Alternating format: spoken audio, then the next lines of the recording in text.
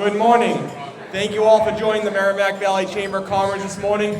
Thank you to Maria's First Stop for having us as well. They do some great functions here. So let's give them a round of applause. They do a great job always. I just want to say thank you. I'm the Vice President of the Merrimack Valley Chamber, Mike Bevilacqua. I just want to say thank you all for joining us this morning. I want to first off thank our sponsor this morning, All Pro Electric,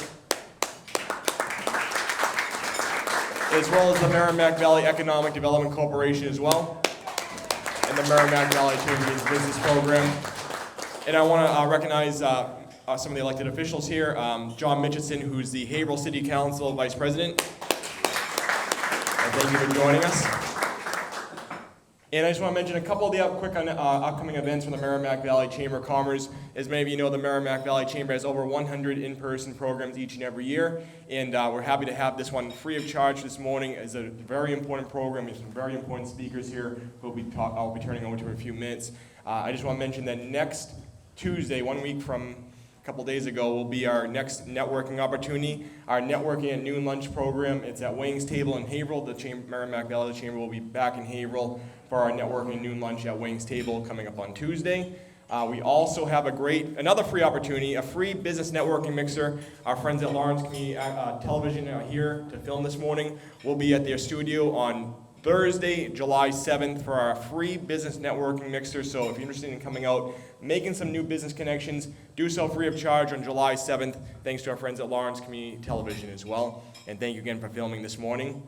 July 18th, if you're a golfer, looks like it might be a decent golf day out there today, but July 18th is our golf tournament. We have over 120 golfers signed up already. It's at Indian Ridge Golf and Country Club, a private course. Come golf with us, have a great dinner, have fun with friends, coworkers, colleagues, people you want to do business with. July 18th at the Indian Ridge Golf and Country Club. And then a whole host of upcoming events, MerrimackValleyChamber.com. You can find out all the upcoming events. We're also on social media, Facebook, Instagram, LinkedIn, Twitter, YouTube, so make sure to connect with us also. But again, I just want to say thank you all for joining us. We appreciate all your support. If we can ever do anything for your business, do not hesitate to reach out to Joe or I. But thank you again. Thank you, Michael.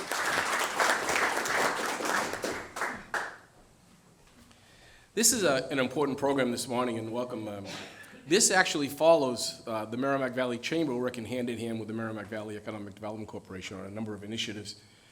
The Merrimack Valley Chamber, as you know, is the most awarded Chamber of Commerce in the Merrimack Valley with programs that make a difference for you. And we listen to our members in terms of what the needs are.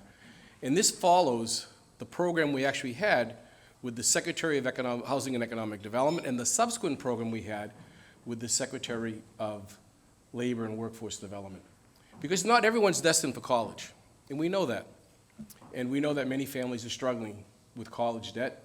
Many families are struggling with the other issues that they're facing today with inflation, the high cost of food and gas and all that, you know all that. So we talked about what are options for parents, and what are options for the kids that are in school today. And we're very fortunate that we have the two finest vocational technical high schools in the country here in the Merrimack Valley.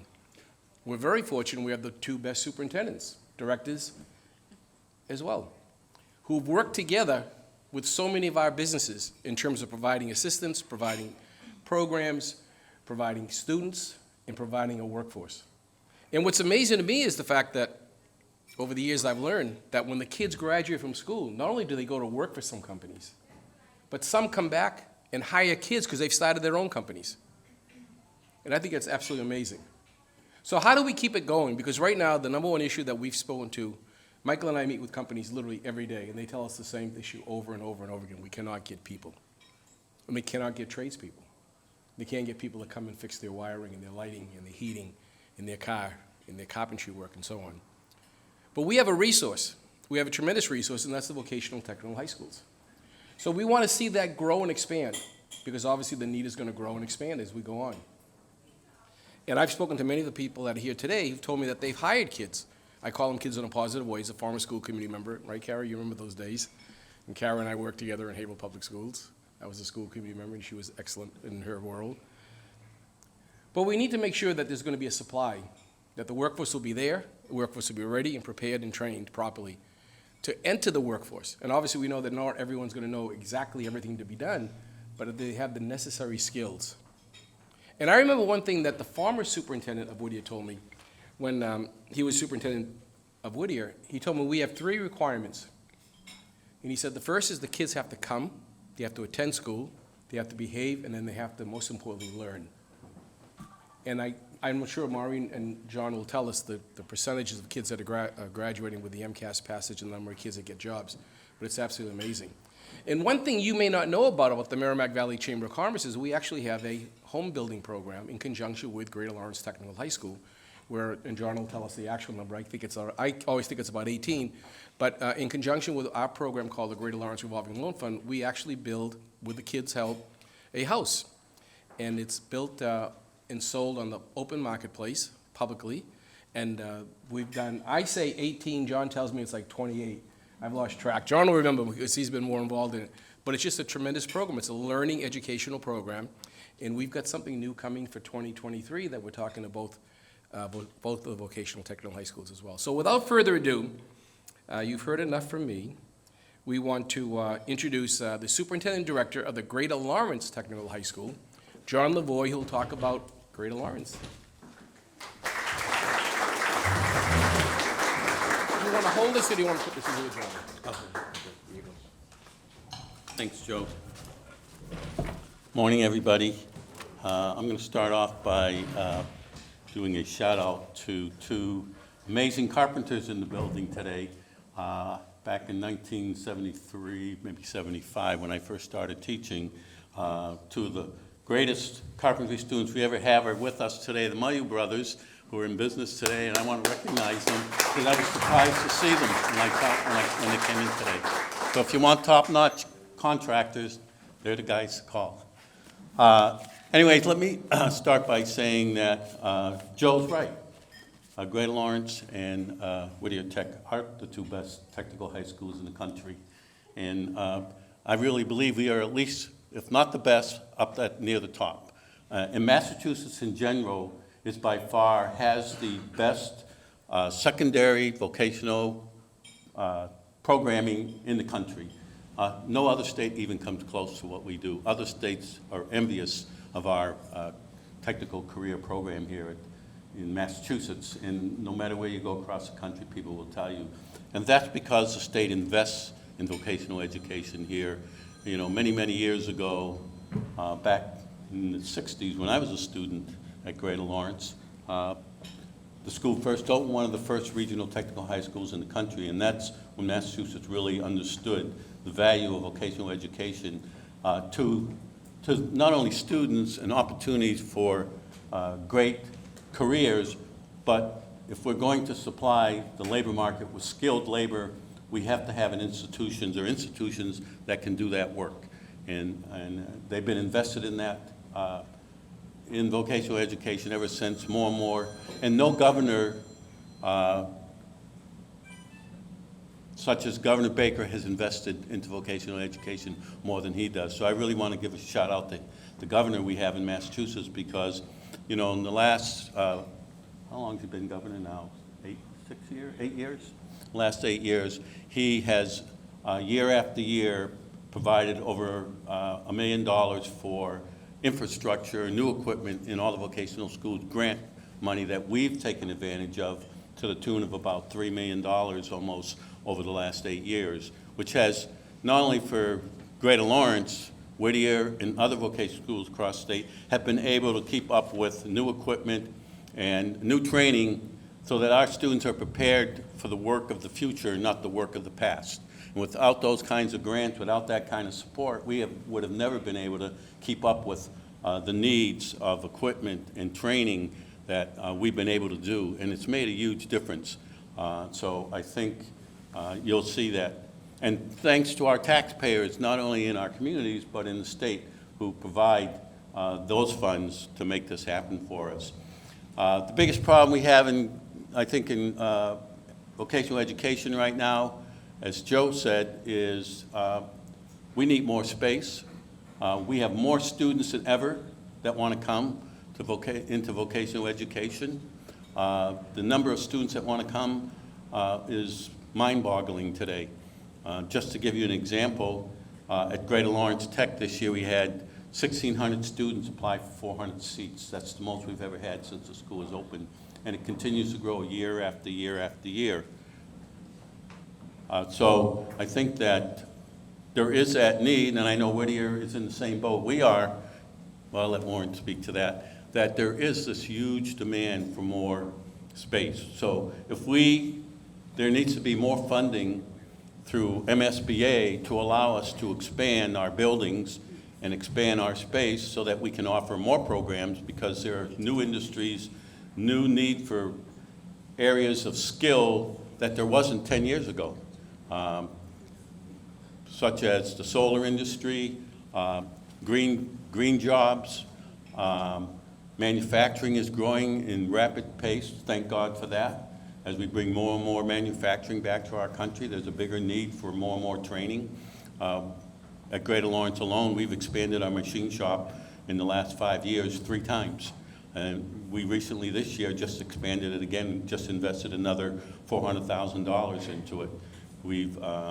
To make a difference, we've started a robotics automation program to teach students how to fix robots and CNC and manufacturing equipment. We put a robotic program next to a machine shop program because we know there's integration of robots and CNC equipment, so we could train our kids for the manufacturing world where there's a huge job market and there's such a shortage of skilled labor in that area. So we're always looking where the future is with job opportunities and skills needed in our industry.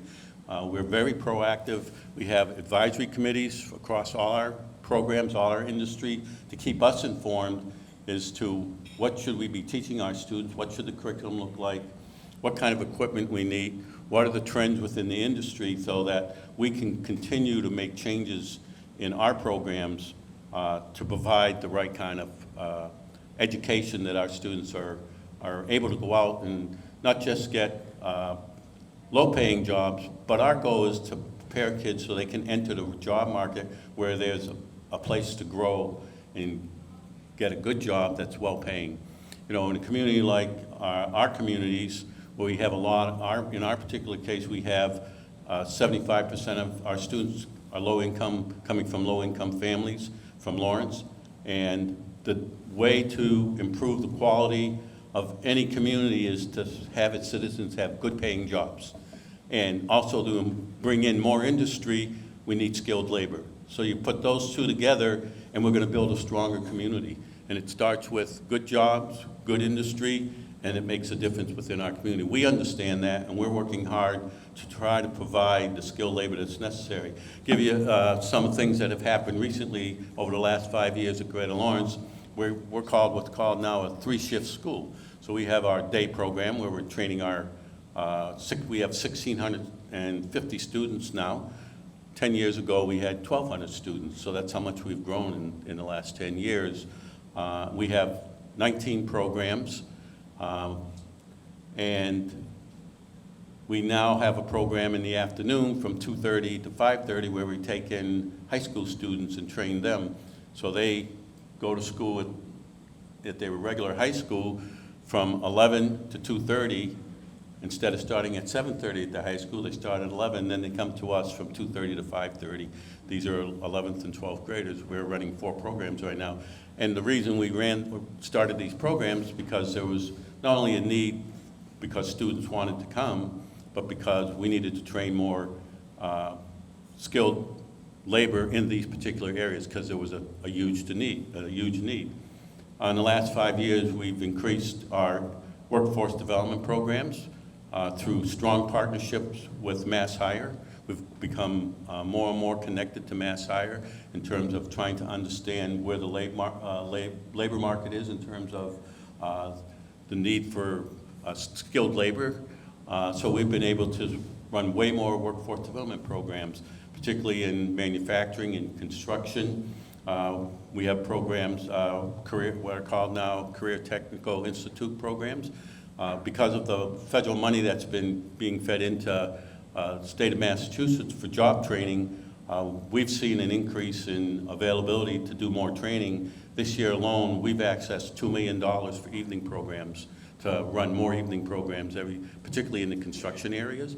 One of the things that we're finding becoming more difficult now is we have the opportunities for openings, but are finding it's become more and more difficult to find clients, to find students for the evening program. So one of the new programs we started this year was we're working with our high school, and as seniors graduate, they're coming directly to us into a workforce training program of 300 hours. So just starting next week, we have 60 students coming from Lawrence High School into HVAC, carpentry, advanced manufacturing, and electrical, that we're going to train them, students who are not going on to college that have no pathway. So in order to provide more opportunities and because the funding is there and available, we try to access every dollar that's available to us for training the unemployed and underemployed in our communities. Because again, that's what's going to make a strong community. It's going to help us provide great livelihoods for the citizens of our community and fill the needs that are out there for the industry and business. So we try to stay in tune. We feel Greater Lawrence Technical School is probably the most important institution to the city of Lawrence right now, because when you think about the citizens within the city, the ones that are unemployed and underemployed, bringing up them to a level where they can make a difference is huge. And those are the citizens that we service and can make a difference for. So for us, we feel a responsibility to do everything we can to support our community in that way and to support our businesses within our community, because if we want to bring in businesses, we have to have that labor market, skilled labor, talent. That it's not only about skills, but it's also about citizens and students who understand how important it is to be on time, to work as a team, to value the company they work for. You know, we always say to students, you know, I know you may have experienced this yourselves, where your employees sometimes feel like, why are you making all the money and I'm not making much money? We always say to students, your boss has worked hard to get there. Respect them as the work that they've accomplished, the company. If you respect your company, work hard for your company, they're going to give back to you, and it's going to make a difference in your life. So teaching kids all those kinds of ethical things are also critical and important and part of our curriculum. So I think that, so when you think about and you talk about why vocational education, why do we need to invest in vocational education? Why does it need to grow and continue? Because the world is changing all the time, and we need to be on top of those changes. We are, I believe, the students that graduate from vocational education are the backbone of our community. The carpenters, the plumbers, the people that manufacturers, they are what keeps our economy strong and supports and makes our lives better. Well, where would you be without an electrician? Where would you be? First, carpenter. You got to have a carpenter before the electricians can put their wires in there. My background is carpentry. So, but carpenters, plumbers, electricians, hairdressers, they all make our lives better. And we're training the young people to make the world better by what they do every day. And we try to inspire that. And so what they do is important, that they're valued. And it makes a difference to our kids. They feel our kids do well with us because they feel valued. They work hard with us. We get so many students that come in that do not like school, don't want to do the academic side of the house, but quickly that changes because they start to feel valued. They're doing something they like, and all of a sudden they see how important their academic learning is to do better in their career areas. So they start to work harder in their math class and in their English class, and it makes a difference. More and more of our kids are going on to college.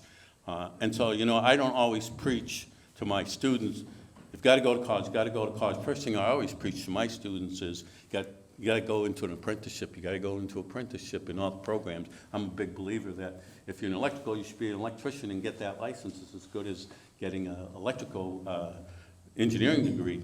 Your opportunities are going to be great. But that's not to say that you shouldn't go to college, that you can still go on to college after, and that makes you even better. You can go to business school. You can do other things that will support the career paths that you're in. If you think carpentry and you want to go on to college, that's okay too. There's, you know, architecture, there's estimating, there's project managers, there's all our careers have pathways onto college, but get in the industry and get really good at that, and then you can continue on to college and even be better at it. Certain programs, we tell kids you need to go on to college, like your medical programs, many of our high-tech programs, our kids go on to college. So about 50% of our kids go on to college and do well. We have dual credit programs with Northern Essex Community College, where our kids are doing dual credits, as well as when they graduate, can put it towards continuing that education. We have, in our machine tech program, students are getting credit for hands-on work towards a degree in, associate's degree in advanced manufacturing, which is the first of its kind. We're putting together a program for robotics automation where they'll get dual credits for their hands-on work. We're next year, for our first time, starting a postgraduate program in robotics automation, the first of many that will come down the line, because that's an area where students need even more advanced training and preparation in order to succeed in that career. It's going to be an evening program, an evening postgraduate program that goes from 2:30 to 7. The reasons it's the evening is we want to put kids on co-op in the industry and then have them come back and continue their training, kind of like an apprenticeship, which it doesn't exist in that particular career. So we have all your typical careers: construction, transportation, consumer programs like culinary, cosmetology, medical programs in CNA and medical assistant. But we're always looking to continue to improve and make changes in our program. This year we just finished a 5-year strategic plan where we looked at every single one of our careers to see and evaluate what are the changes, how do we need to adapt and make changes in our programs relative to the green economy, relative to climate change, relative to the needs for alternative energy. So we're making many changes within all of our careers. Each and every one of our 19 programs will be impacted by what's happening in the future because of climate change, and we need to understand that and know where we have to make adaptations and teach and inform our kids about that. So we're always looking to do what do they need to know for the future, even if it's instilling them how to be more conservative with their energy and how to respect the climate, respect the environment in which they live. We're starting a new environmental science program next year, which was just approved. We are in the process of purchasing a $350,000 science lab on wheels so that we can take them out to the field, to the rivers, to the flatbeds, to the places where they really can learn. Everything we do is about what's going on in the real world, so they've got to experience the real world opportunities. Like Joe said, we do a house building program because that's what they do in the real world. So we want to make sure they are embedded in what the real world's about. So those are just, I probably talked too long, but I'm going to turn it over to Maureen, and thank you for having us. Happy to talk to anyone any further after. Thank you. Let me just say a few words to introduce Maureen. One of the things that we've learned in speaking about John and Maureen, by the way, is chairperson of the Chamber's Workforce and Education Committee. And one of the things we learned is it's not just vocational schools for the carpenters, the electricians, and the plumbers, and the tradespeople, but it's the future needs of our very advanced industries. We have some new industries that have come to our communities, one brand new one in North Andover, one coming in Methuen, that is going to be involved in the electric battery issue. And they're going to need tradespeople, and they're going to need assemblers and technicians that can understand what they're doing, as well as building more and more and more of this facility. And the future is changing with robotics and other things in our community with regards to, as John mentioned, the green economy with clean energy. The Chamber has an award-winning clean energy program, as you know, as well as several other programs that'll you'll continue to hear about. But the complexity of the workforce is continually changing. And we're very proud of the relationship the Merrimack Valley Chamber has with Mass Hires, Merrimack Valley. The Workforce Investment Board is here. If you're looking for help, that's where you go. I mean, all the jobs available are posted. Anyone looking for a job is available through Mass Hires. And we're also involved with connecting activities for young people working together. And the apprenticeship program is very critical to us, and that's why we're working with the unions in terms of that as well. So we're full service in terms of this industry, in terms of these needs, and our technical schools are tremendous resources for each and every one of your businesses. So without further ado, the Superintendent of the Whittier Regional Technical High School, Maureen Lynch. There. So thank you. I just really want to say John Lavoie has been, what, almost 50 years, John? Next year will be 50. Next year, 50 years in public education. He's a true mentor and a true champion of vocational education and a true innovator, if you didn't hear that today. So just a round of applause for John Lavoie. He really is truly amazing. Vocational education, our charter is to provide a workforce for our districts, right? So, and that's something that I truly feel passionate about. Whittier Tech involves 11 cities and towns. So there's 3 cities. Haverhill is our largest. About 70% of our students come from Haverhill. Then we have Newburyport and Amesbury. Those are our 2 other cities. And then we have West Newbury, Newbury, Rowley, Groveland, Merrimack, Ipswich, Georgetown, and Salisbury. So much smaller towns compared to the city of Haverhill. We have 23 vocational programs. And originally I wasn't going to list the programs, but I thought I probably should tell people the programs, right, that we actually offer at our school. So we have computer-aided design, electronics, robotics, pre-engineering, electrical, plumbing, carpentry, masonry, metal fabrication, advanced manufacturing, design and visual, cosmetology, culinary, that's my favorite, dental assisting, health assisting, medical assisting, auto body, they've seen my car a few times, auto tech, HVAC, welding, early education and care, and I'm sure I'm missing a couple. And one thing we're looking at pursuing, and hopefully we will get approval, oh, the air conditioning is coming on, hopefully we'll be getting approval soon, is marine technology. So we've had a lot of success with marine technology with the Mass Marine Trades Association in our evening school. There's a real need for boats and people fixing boats in our area. So we are waiting on final Chapter 74 approval from the state, and we are hoping that we get that this week so that we can hire a teacher and we can start that program for our students at the beginning of this year. I'm not going to cover things at Mr. Lavoie. We do have advisory boards. Those are amazing, and they're truly the heartbeat of what we try to do for our programs. We need to get that advice so we know that what we're teaching our kids is relevant data, that we're teaching our kids relevant equipment, so that when they walk out the door, that they are having what they need to go right into the workforce. It's interesting, the other day I was on Twitter and I saw a very fancy high school post data about their high school, and the data was 90% of our students are heading to four-year schools, and that was it. They were so excited about that. And that was the important thing of their data. And I said, are we still there? Is that really the important thing of the success of a high school? 90% of their students are going to, so what? Because I look at college as an investment, right? So you're spending almost $200,000. If they get a social science degree, can they get a job? What are they going to do after that $200,000 investment? So of course I sent the little picture to my friend who's an elementary school principal and said, so what? She didn't respond. And then we also have our students go out on co-op. So our students go out to co-op, and this is the real world experience that we want them to see.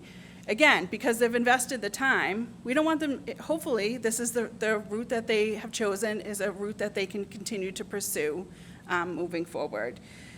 So something that, I'm a former comprehensive guidance counselor, so one of the things that I always struggled with was when I had students in their senior year that didn't have a plan, that didn't have something that they were going to pursue when they graduated from high school.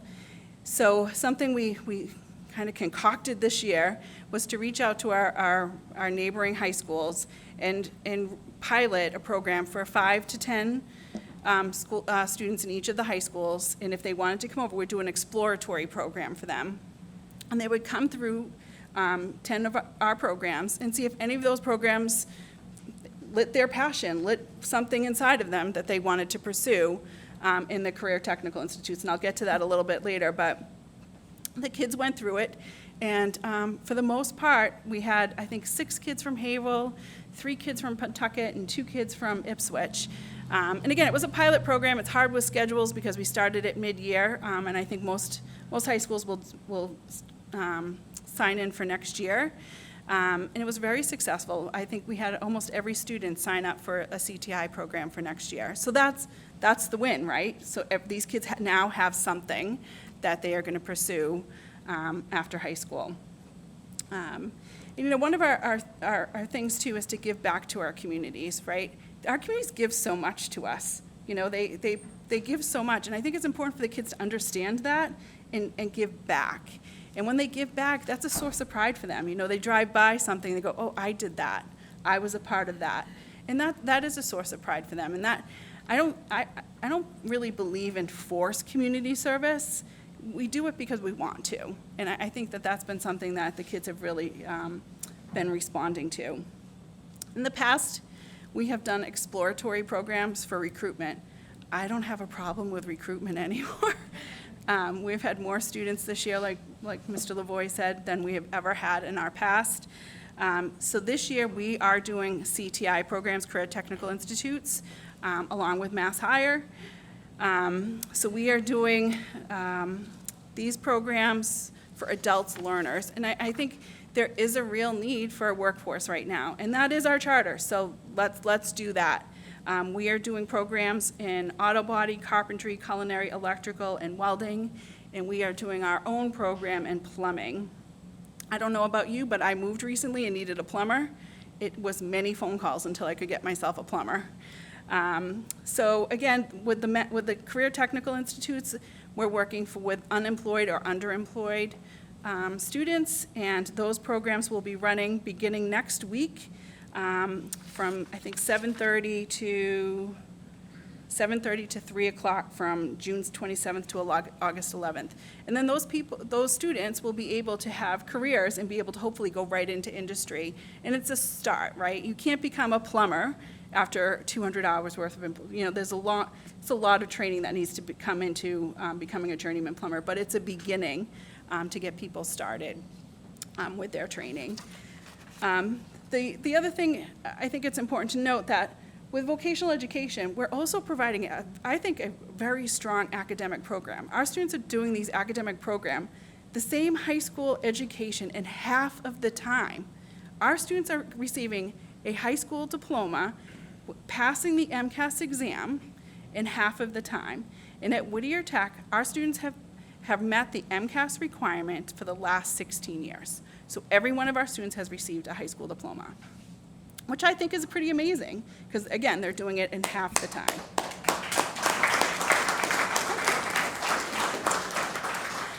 So there's not a lot of downtime for our students. We don't have studies.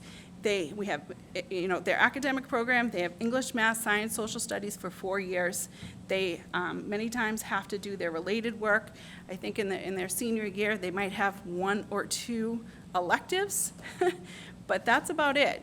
And then they're moving forward. We did receive the early college designation, so we had 55 seniors graduating with early college credits. So again, if they want to pursue, my goal as a superintendent and former principal was to provide as many opportunities for students as possible. If you want to go to college, great, we're going to make sure that you're ready for that. If you want to go to work, great, we're going to make sure that you're ready for that. So our students in total received 727 college credits from Northern Essex Community College because of the relationship we have with Northern Essex Community College. It's been, you know, wonderful. So these kids know that they can do it, right? A lot of our kids wouldn't know that they could do it, but now they know they can do it. They know they've laid the foundation to be able to start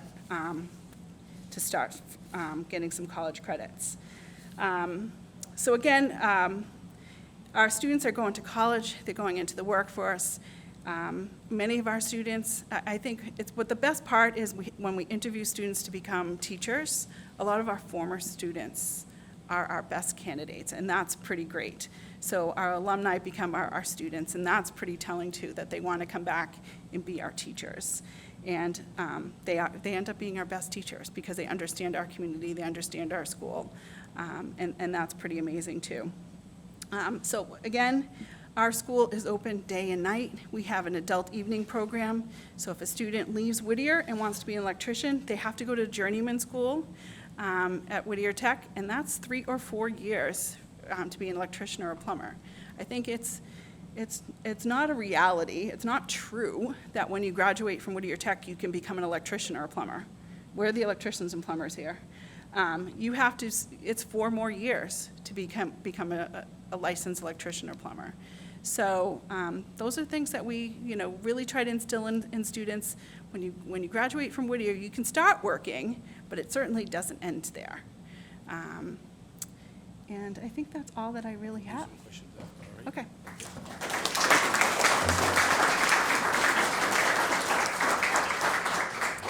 One of the points I want to make about the Merrimack Valley Chamber is that when you see these 2 great speakers here today, it's not the first time we speak to them. We speak to them literally every week, working together. And I want to say one thing about some of their graduates, because of the fact that we get calls from our members looking for different services, different needs, and we're able to call our members and say, this company needs assistance, can you go help them?